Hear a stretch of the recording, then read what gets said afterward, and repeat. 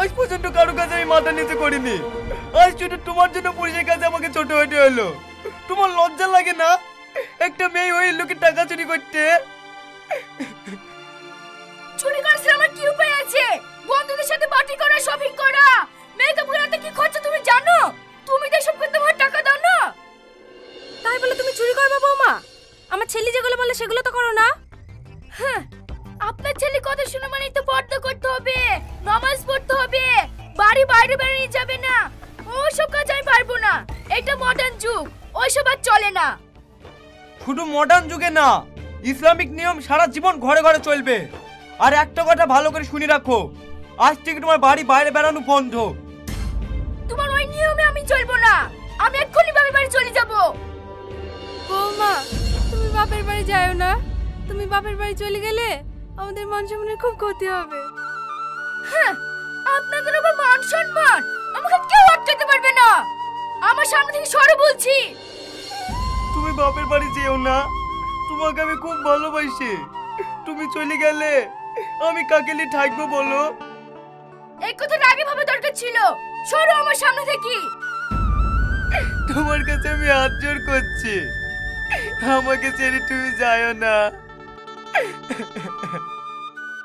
আমি থাকতে পারি, কিন্তু আমার মন যাচ্ছে আমি তাই করে বেড়াবো। তোমরা কেউ আমাকে বাধা দিতে পারবে না। না না, তাই বললে হয়? তুমি যে কাজগুলো করে বেড়াও সবই তো পাপ। তাহলে এই পাপি মেয়েকে আটকাইছো কেন?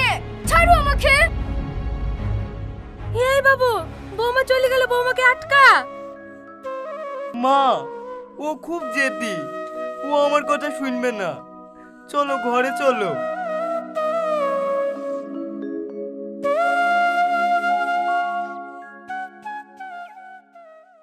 দেখ মা, স্বামী স্ত্রীর মধ্যে ঝামেলা হতেই পারে, তাই বলে তুই স্বামীর ঘর থেকে রাগ করে চলে আসবি? যা মা, তুই স্বামীর ঘরে ফিরে যা। না আব্বা, আমি ওর বাড়িতে ফিরে যাব না।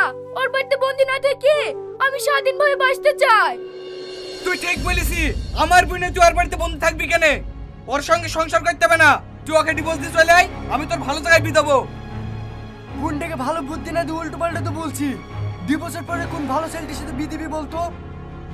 তাহলে তোমাকে ভাবতে হবে না, ছেলে আমাদের দেখাই আছে। ডিভোর্স দেওয়ার আগে তোমরা ছেলে দেখে ফেলেছো। ছেলে দেখতে আমার বই গেল। শ্রাবণী যেমন আমার ভাইকে ভালোবাসে, আমার ভাইও শ্রাবণীকে ভালোবাসে। এই বুড়ি বৌমা এসব কি বলছে রে? হ্যাঁ, ভাবি ঠিকই বলিছে। আমি ওকে ডিভোর্স দিয়ে ভাবি ভাইকে বিয়ে করব। বুড়ি, তুই বিশাল ভুল করছিস। তুই ওদের কথা শুনিসনি। শফিকের মতো ভালো ছেলে তুই করতেও পাবিনি। কেন? আমার ভাই কমা নাকি? 5 বছর বিদেশে খেটে এসেছে, টাকা পয়সার গাদা।